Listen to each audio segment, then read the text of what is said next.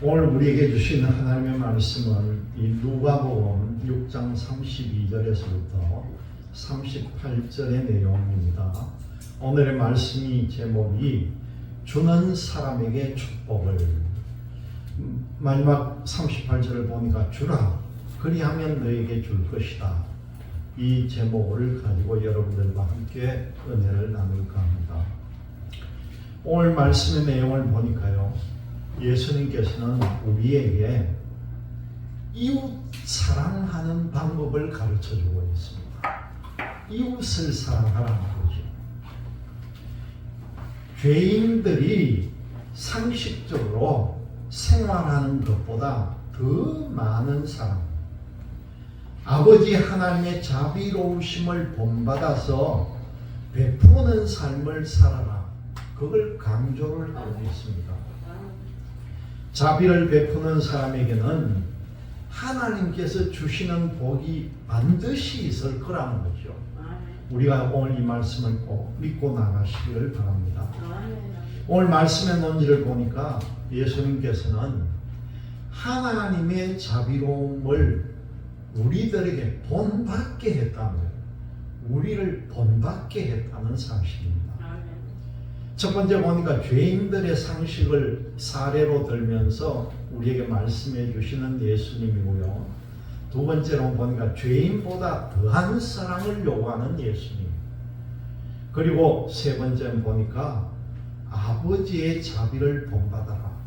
하나님 아버지의 자비를 너희도 본받아라. 그렇게 말합니다. 그리고 마지막에는 주는 사람에게 복이 있을 것이다. 그 주는 사람에게 축복을 예고해 주시는 예수님의 말씀에 우리가 잘 귀를 기울여야 합니다. 오늘 말씀의 몇 군데를 우리가 조금 분석을 보면은요, 32절과 34절까지의 말씀에 여기에서는 사랑의 요구가 어떤 성격의 것인지를 좀 더 자세하게 밝혀주고 있다는 겁니다. 사랑의 요구가 어떤 것입니까? 너희가 만일 너희를 사랑하는 자만을 사랑하면 칭찬받을 게 무엇이 있느냐는 거예요. 너희를 사랑하는 자만 사랑한다는 게 칭찬이 아니라는 거죠. 그리고 33절에도 보면 너희가 만일 선대하는 자만을 선대하면 칭찬받을 게 뭐가 있느냐. 그리고 또 34절에도 보니까 너희가 받기를 바라고 사람들에게 구워주면 칭찬받을 일이 뭐가 있느냐. 그렇게 계속 강조해서 말씀합니다. 다시 말씀드리면 예수님의 사랑은 자기 중심적인 애정이나 친절함이 아니라 그 이면에 이해관계가 없이도 상대방의 필요와 요구에만 관심을 보이는 정말 순수한 사랑이라는 거죠. 이러한 사랑은 주고받는 사랑이 아니라 아무것도 바라지 말고 베풀어주는 사랑이라는 겁니다. 35절 말씀에 보니까 아무것도 바라지 말고 구워주라, 그렇게 말씀합니다.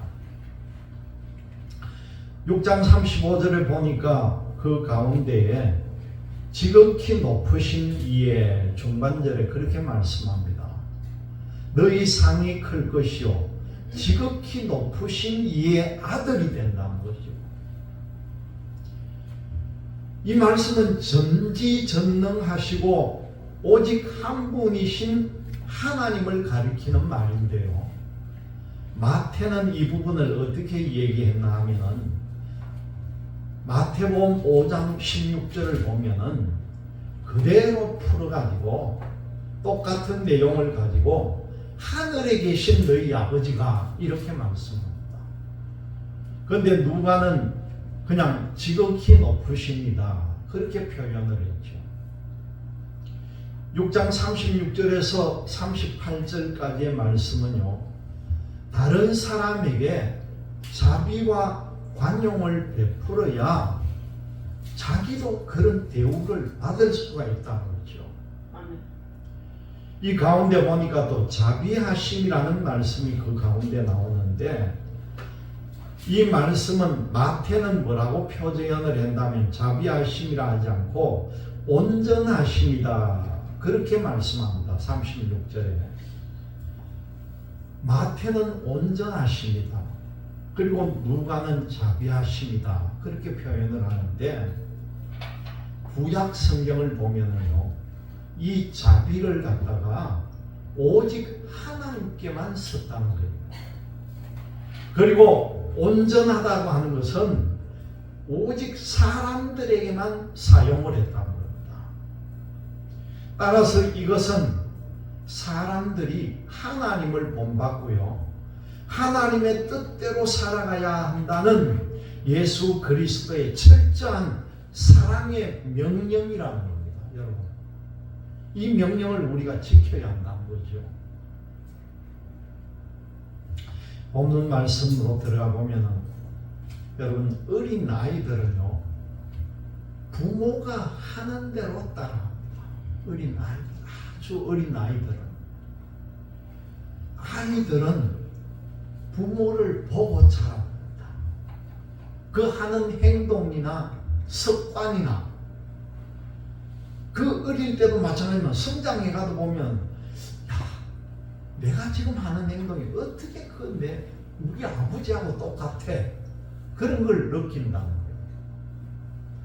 부모의 말투를 따라하고요 부모가 하는 몸짓을 그대로 따라하면서 성장을 합니다.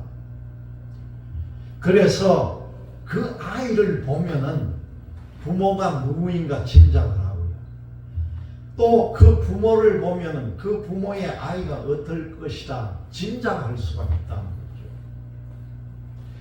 사실 아이에게 부모를 배우고 보면서 배우라고 하지 않았는데도 그 아이는 자연스럽게 부모를 따라간다는 겁니다. 그런데 이제 아이가 머리가 굵어지고 청소년이 되면 반항하기도 시작하죠. 부모가 원하는 것과는 전혀 다른 어긋난 길로도 가는 경우가 많다는 겁니다. 만약 부모가 자녀에게 본이 될 만한 모습을 보이지 않았다면은 아이들이 자라서 나는 내 부모님하고는 전혀 다르게 살 거야 그런 생각도 한다는 겁니다. 스스로 인생을 개척하겠다는 생각을 가진다는 거죠. 결국에 부모가 자녀에게 선한 영향력을 끼쳐준다면요 그 자녀들은 그 부모를 존경하고 그 부모의 말을 철저히 따라간다는 사실입니다. 여러분 우리는 지금요 예수님을 구주로 믿고 있습니다. 예수님께서 우리의 모든 죄를 다 사해 주시고 마지막 때에 우리를 하늘나라로까지 예수님께서 이끌어 주실 분으로 믿고 있다는 거죠. 예수님은 우리에게 얼마나 선한 영향력을 끼친 것이겠습니까? 예수님께서는요 우리의 존재와 우리의 인생 자체를 180도로 완전히 다 바꿔놨습니다. 예수님을 믿었으니까 적당히 예수님의 영향을 받는 것 정도가 아니라 예수님의 삶의 목적이 무엇이고 예수님과 동반자로 살아가는 그 길을 우리에게 선택하게 했다는 거죠. 믿음의 사람들은요 이 예수님이 과연 어떤 분인지를 잘 깨닫고 그 예수님을 나에게 나의 마음속에 새기고 예수님의 말씀을 늘 묵상하면서 그 예수님의 말씀대로 살아가려고 노력을 해야 한다는 겁니다. 성도들이 그래야 된다는 거죠. 우리가 바로 그런 사람들이라는 것입니다. 예수님의 말씀과 예수님의 가르침을 우리 인생에서 그리고 우리가 살아가는 사회생활에서 그리고 우리의 이웃 관계에서도 철저하게 맞춰 나가시기를 바랍니다. 첫 번째 보니까 이 죄인들의 상식을 그대로 예를 들어서 말씀하시는 예수님에 대해서 나옵니다. 여러분, 믿지 않는 사람들도요, 자기 자식을 얼마나 사랑하는지 모릅니다. 지극히 사랑합니다. 믿지 않는 사람들도 이웃을 알고 지내고 이웃에게 안부를 묻기도 하고요. 친해지면은 서로 맛있는 것도 서로 나눠가면서 살아갑니다. 그리고 믿지 않는 사람들도 자기들끼리 의리가 있고 또 이웃에게 잘하면은 자기에게 좋은 것이 돌아올 것이라는 것도 안다는 거죠. 이 믿지 않는 사람들도 자기에게 잘하는 사람에게는 정말 잘 해주려고 서로가 노력을 합니다. 그런데 예수님은 우리 믿는 사람들에게요, 믿지 않는 사람들보다 더 잘하라, 그렇게 말씀하고 있는 거죠. 예수님을 믿는 사람에게 사람의 상식보다 더 뛰어난 생활로 나아가라, 그 말씀이에요. 예수님은 자기를 사랑하는 사람만을 사랑한다면은 칭찬받을 일이 없다, 그렇게 말씀을 합니다. 죄인들도 자기를 사랑하는 사람은 똑같이 사랑하기 때문이다, 그렇게 말씀하죠. 나를 향해 친절하게 대하는 사람을 내가 친절하게 대하는 것은요, 지극히 정상적인 상식적인 이야기입니다. 이런 상식을 죄인들도 똑같이 하고 있다는 거죠. 나에게 친절한 사람에게 내가 친절하게 대하는 것은 그다지 칭찬받을 일이 못 된다는 거예요. 여러분, 은행이라든가 아니면은 돈 사채업을 하는 사람들이나 악한 사람들까지도 그 일은 한다는 겁니다. 아예 이자를 받고 빌려주기까지 한다는 거죠. 물론 갑작스럽게 돈이 필요해가지고 잠깐 빌렸었다면은 이자는 못 주더라도 빌린 사람은 감사의 선물 정도는 한다는 것입니다.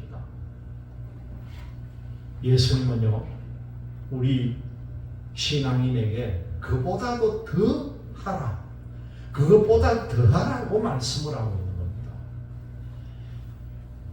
믿는 사람들은 세상의 상식보다 더 높은 차원을 가져라, 그 말이죠. 믿지 않는 사람들과 똑같을 바에야 믿는 사람들 표가 어디에 나겠습니까? 우리는요, 상식적으로나 아니면 도덕적으로나 이 믿지 않는 사람들과는 차원 자체가 달라져야 한다는 겁니다. 우리가 그런 모습으로 살아야 믿지 않는 사람들로부터 존경을 받을 수가 있죠. 두 번째로 보니까 죄인보다 더한 사랑을 요구하시는 예수님이라는 겁니다. 이 세상은 나를 향해서 나쁘게 대하는 사람이 있다면요, 나도 그 사람을 나쁘게 대할 수밖에 없는 것이 이 세상의 삶입니다. 혹은 나에게 나쁘게 대한 것보다 더 복수를 한다고 더 몇 배나 나쁜 걸 갚아주는 경우도 있다는 거죠. 세상의 풍조는 원수를 갚는 것에 대해서 원수 갚는 거, 그 정도는 갚아야 돼, 원수를. 그런 경향을 보인다. 그런데 잘못하다가는 내가 법을 집행하는 사람이 아니기 때문에 내 마음대로 원수 갚다가는요, 내가 죄에 걸려서 더 어려움을 당할 수도 있다는 거죠. 잘 깨달아야 합니다. 예수님께서는요, 우리 신앙인에게 원수를 사랑하라, 그렇게 엄청 강조를 하십니다. 원수를 사랑하는 일이 우리의 감정으로는 잘 안 된다는 거예요. 여러분들 마음을 가지고 원수 사랑하기가 쉽지가 않다는 거죠. 나의 의지로는 어렵다는 사실입니다. 그것은 극복하고 이 마음을 품을 수 있는 것은요, 예수님의 힘으로 된다. 원수 갚는 것, 원수 사랑하는 것은 예수님의 힘으로 된다는 걸 우리가 깨달아야 합니다. 로마서 5장 10절을 보면은 우리가 하나님의 원수였을 적에 예수님의 죽으심으로 하나님과 화목하게 되었다. 그런 말씀이 나옵니다. 예수님의 사랑을 체험했다면 우리는 어떻게 해야 되겠습니까? 원수를 사랑하는 힘을 달라고 하나님께 기도를 해야 한다는 거죠. 예수님의 사랑을 알게 되면 이웃의 어려움에 대해서 우리는 처근한 마음을 갖게 됩니다. 혹시나 여윳돈이 있어서 빌려주더라도 아무 대가도 없이 바라지 말고 빌려줄 수가 있다는 거죠. 이 땅에 자기 일의 성과를 위해서 상을 받는 사람도 있습니다. 한편은 보면은요, 누군가를 잘 도와주고 누군가 남에게 잘 봉사를 잘해서 상을 받는 사람들이 있습니다. 제가 요 앞에 이발소에 이발하는 데 가서 근데 가만히 보면 이 사람들이 화요일날 매주에 쉬는데 화요일만 되면은 이발사들이 전체로 모여가지고 그 봉고차 한 대를 타고 봉사활동을 합니다. 그래서 곳곳에 다니면서 노인들이라든가 어려운 사람들 이발 봉사를 하는데 얼마나 착하고 순한 일입니까? 이게 소문이 나니까 지방자치단체에서 해줄 게 뭡니까? 상을 시도 때도 없이 좋은 상은 다 주는 겁니다. 봉사상, 근로하는 상. 이발 봉사하는 사람 치고 상 안 받은 사람 없을 거예요. 안 믿는 사람도 저렇게 하는데 우리 믿는 사람은 그보다 몇 배 더 해야 될 거 아닙니까? 무슨 일이든지 찾아가면서 해야 되죠. 우리 믿는 사람들은요, 남에게 주는 습관을 가져야 되고 그래야만이 다른 사람으로부터 하나님의 아들들이라는 칭찬을 받을 수가 있다는 겁니다. 하나님은 하나님을 모르는 사람과 악한 사람에게까지도 인자해라 그렇게 말씀을 합니다. 믿고 구원받을 기회를 열어놓으시고 이런 신앙인들을 하나님께서는 기다리고 계신다는 거죠. 세 번째로 보니까 아버지의 자비를 본받으라 그렇게 하시는 예수님에 대한 말씀입니다. 예수님께서는 우리들에게 세상의 상식보다 더 크고 차원이 높은 행동을 요구하는 이유가 무엇이겠습니까? 우리의 신앙을 증명하기 위해서일까요? 선한 일을 보임으로 세상에서 칭찬을 받고 전도의 효과를 거두라는 이유일까요? 물론 선한 일을 하면은요, 칭찬도 받게 되고 어떤 경우에는 전도도 되기도 합니다. 신앙의 아름다움을 증명하는 게 사실이라는 거죠. 하지만 앞으로 이룰 일을 위해서 선한 일을 하는 데에는 사람의 힘만으로는 약하다는 겁니다. 선한 일을 하는 원인은 뭡니까? 하나님의 자비하신 덕분이라는 거죠. 하나님이 하나님의 자비로 우리를 품어주셨습니다. 우리를 구원해 주시고 의롭게 해 주셨고 하나님의 자녀로 우리를 삼아 주셨습니다. 우리는요, 이 하나님의 자비하심을 은혜로 받은 사람들입니다.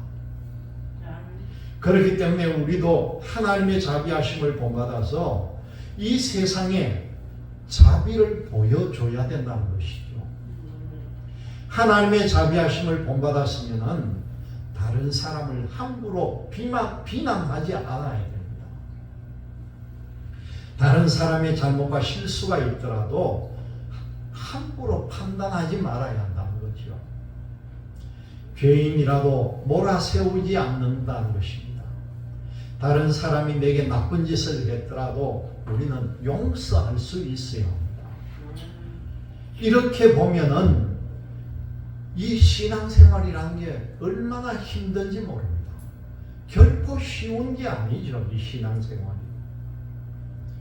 내 감정을 억누르는 것은 물론이고요, 내 인성까지도 변화시켜야 되는 것이 믿음이라는 것을 여러분들이 깨달아야 합니다. 여러분들이 지금 세상을 향해서 돌아서 있다면 이 시간 이후로 180도로 변화시키시기를 바랍니다. 하나님은 하나님의 자비하심을 본받아서 아름다운 인성으로 변한 사람을 칭찬해 주신다는 거죠. 혹시 하나님께 잘못하고 사람에게 잘못하여서도 용서받는 길을 주님께서는 열어주셨다는 사실입니다. 마지막 네 번째로 보니까 주는 사람에게 축복을 예고하신 예수님이라는 겁니다. 여러분, 하나님은요, 우리에게 모든 것을 다 주셨습니다. 심지어는 독생자 아들까지도 우리의 죄를 용서하시고 우리의 생명을 주시려고 이 세상에 보내신 분입니다. 하나님의 아들 예수님은요, 당신의 목숨을 십자가에 내어놓고 우리를 살려주신 분이에요. 하나님과 독생자 예수님이 우리를 위해서 모든 것을 다 주셨다는 사실을 여러분 꼭 기억하시기를 바랍니다. 우리는 하나님의 사랑, 예수님의 은혜를 세상 무엇으로도 어떤 착한 일을 해도 우리는 갚을 수가 없다는 거죠. 하나님께서는 우리에게요, 그 갚을 길을 지금 가르쳐 줍니다. 우리에게 가르쳐 줘요. 그게 뭐냐면은 그냥 예수님 말씀에 순종하고 살아라는 거예요. 예수님 말씀대로 따라 살아라는 거예요. 이웃에게 예수님의 사랑으로 선한 일을 우리는 하면 된다는 겁니다. 예수님이 우리에게 주라고 하신 그걸 그대로 따라하면 된다는 것이죠. 여러분, 우리가 38절 말씀을요, 다시 다 같이 한번 크게 읽어봅니다. 누가복음 6장 38절 말씀 다 같이 크게.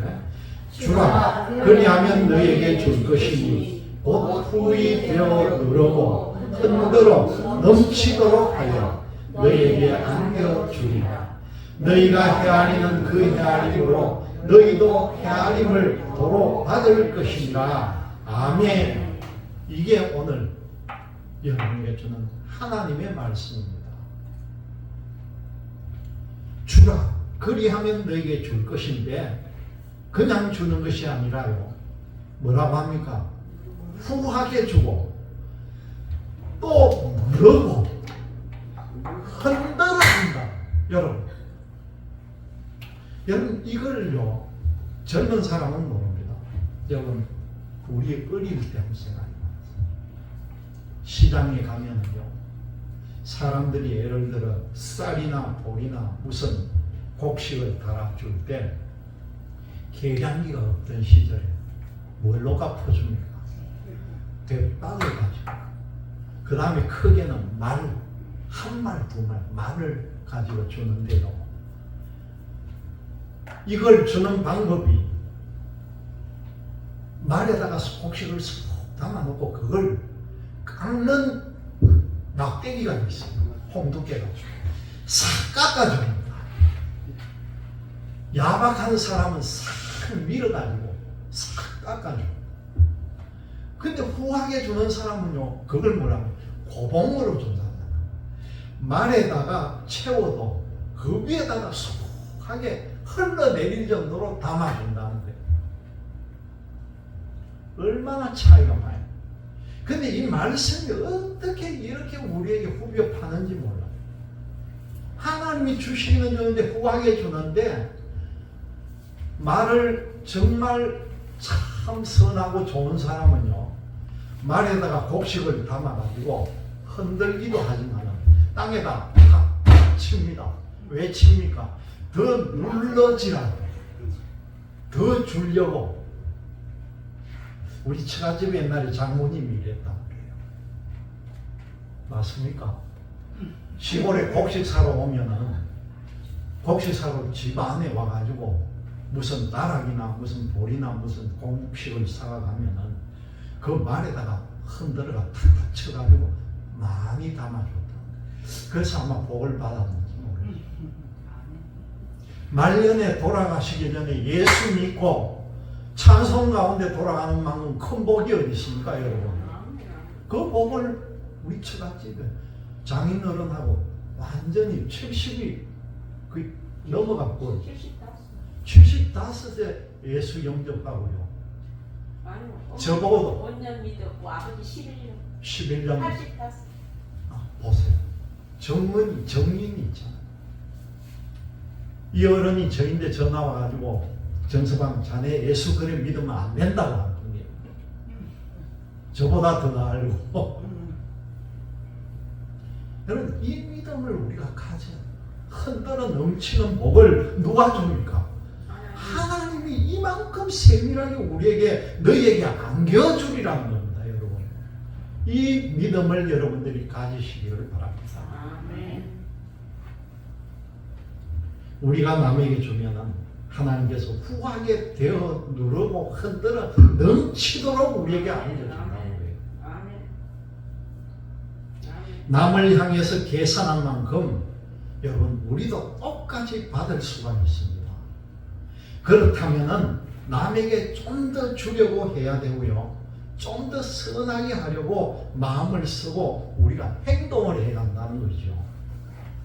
하나님이 우리의 삶을 인도하시고 우리를 풍성하게 하고 그렇게 하고 싶은 분이 바로 하나님이라는 겁니다. 우리가 이 진리를 실천함으로 하나님은 하나님의 풍성함을 나누고 그 풍성하게 주고 싶어 하심을 믿고 나아가는 여러분들이 되시기를 주님의 이름으로 기원드립니다. 기도하겠습니다.